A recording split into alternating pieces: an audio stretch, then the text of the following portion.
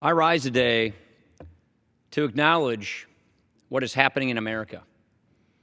I think it's important that all of us, every single citizen, take stock with what is going on in our country. There are a lot of people upset, high anxiety, a lot of confusion. I think this is a time for us to take stock as citizens and to think about how we can be better listeners to each other's concerns. I think this is a time for us to calm down and think deliberatively. How do we open our heart, open our ears, and see if we can understand the perspective that other people share? But I think there's one thing that we must all reflect on the most as citizens. I think about Chief Brown in Dallas and that press conference he gave a week ago, where he said, most days we don't feel appreciated. Let's not make this most days. When a member of our law enforcement wakes out of bed and has breakfast with their family and kisses their loved ones goodbye and puts that badge on and walks out the door, they go out there to keep us safe.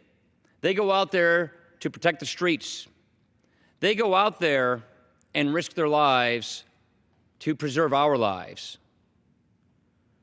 We throw a lot of big words around in this chamber: duty, honor, sacrifice.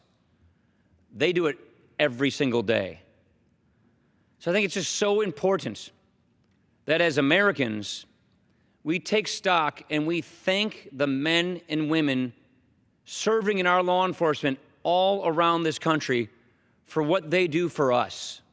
I think it's really important that we thank their families for enduring the stress and the hardship that comes with such a job.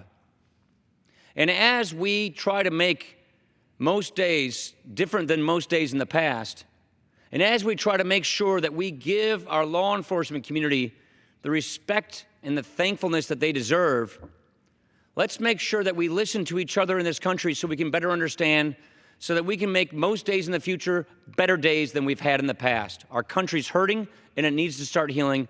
And with that, Mr. Speaker, I urge all Americans to do their best to make this country better. Thank you.